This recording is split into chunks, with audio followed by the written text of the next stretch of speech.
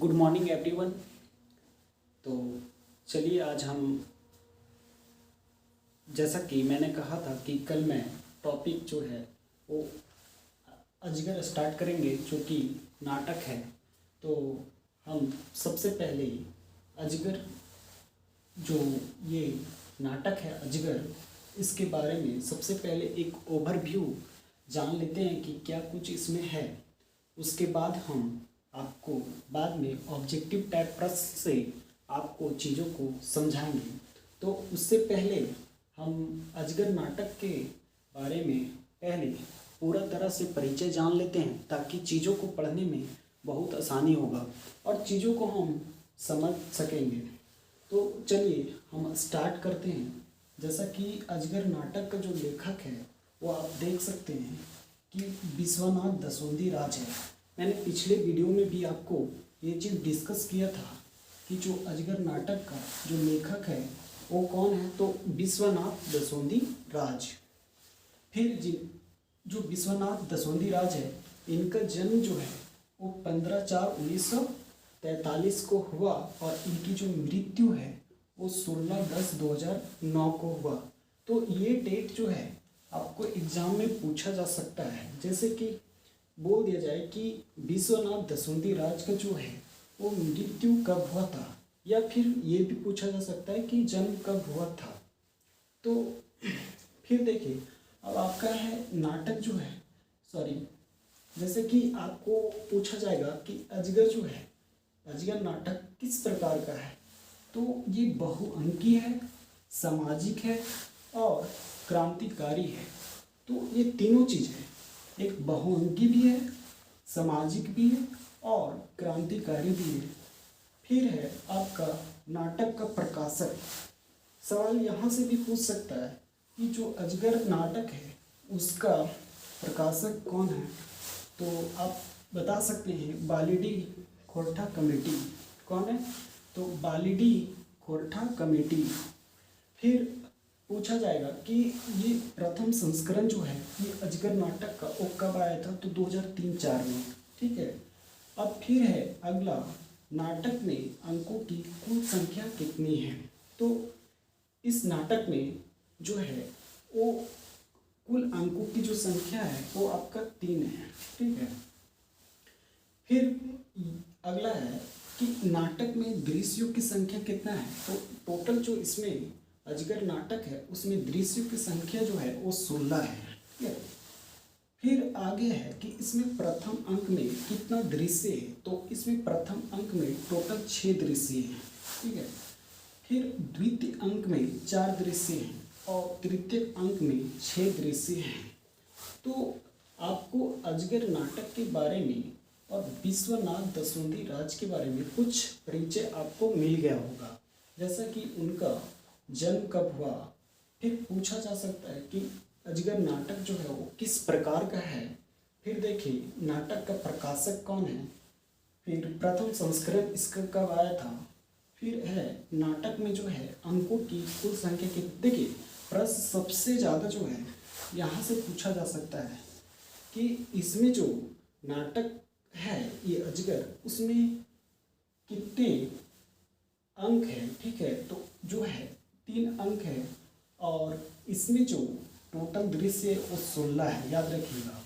जिसमें प्रथम अंक में 6 दृश्य, द्वितीय अंक में 4 दृश्य और तृतीय अंक में 6 दृश्य है।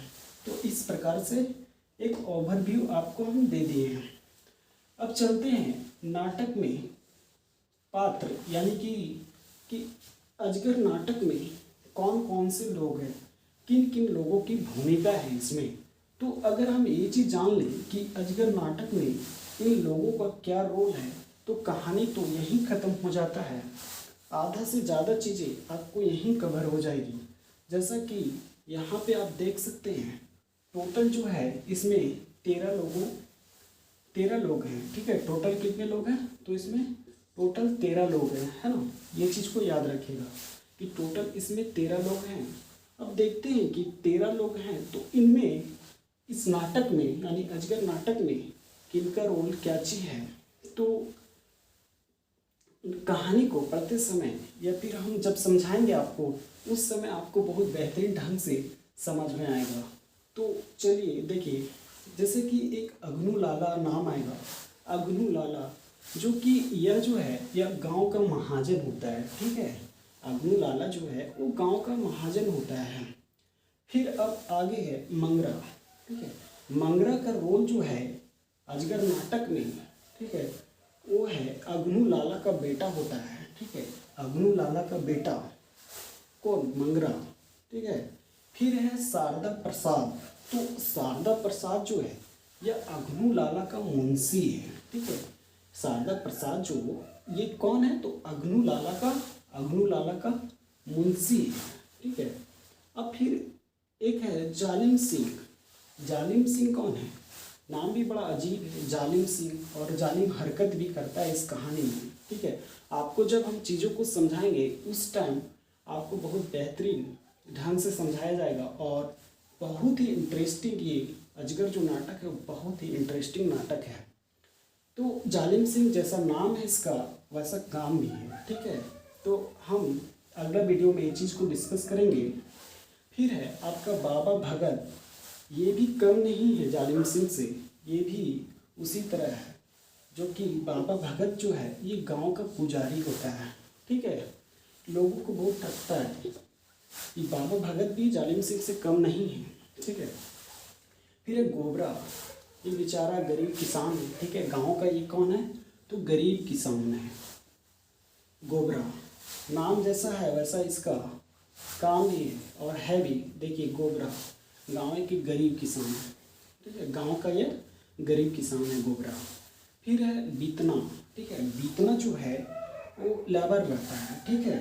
फिर आगे है बिजली। बिजली नाम बहुत खतरनाक है, बिजली, जो कि बीतना का जनी रहती है, यानी कि बीतना की पत्नी, ठीक है, बिजली। ये चीज़ को याद रखिएगा क्योंकि सवाल हो सकता है कि पूछा जाए आपको कि जो ये मथुरा है, ठीक है, सॉरी बिजली जो है वो किसकी पत्नी है, तो आप बता सकते हैं जो बिजली है वो बीतना की पत्नी है, ठीक है। अब एक है मथुरा, जो कि गांव का एक वो गरीब किसान रहता है। ये भी गांव का एक गरीब किसान है, ठीक है। गरीब किसान है किसके जैसा? गोबरा के जैसा। फिर है आगे आपका तेतरा मांझी है, ठीक है। तेतरा मांझी नाम से पता चल रहा है ये आदिवासी है, जैसा कि एगो गरीब आदिवासी है, ठीक है। तेतरा मांझी जो है यह गरीब आदिवासी है। फिर है फुलवा। फुलवा जो है यह महारा जाति की एगो लड़की रहती है, ठीक है। फुलवा नाम बहुत अच्छा है फुलवा, ठीक है। और काम भी वैसा करती है फुलवा, जो कि मंगरा के साथ भाग जाती है, ठीक है। तो आप देखिएगा कहानी में बहुत मज़ा आएगा और कहानी को हम बहुत विस्तार से बताएंगे। फिर है आपका सूगिया, ठीक है। सूगिया जो कि गोबरा का जनी है। तो याद रखिएगा, देखिए यहाँ पे इम्पोर्टेंट है कि बिजली जो है वो किसकी पत्नी है, किसकी जनी है, तो आप बताएंगे कि बीतना की। और यहाँ जो सूर्या है वो किसकी पत्नी है? गोबरा की, ठीक है। तो ये चीज़ आप ध्यान दीजिएगा। फिर है सिपाही, जो कि थाना का सिपाही रहता है। देखिए ये भी बहुत अकड़, मतलब कि क्या बोलते हैं उसको, ये भी जैसा कि जालिम सिंह है अत्याचारी, उस प्रकार से यहाँ सिपाही भी अत्याचारी करता है।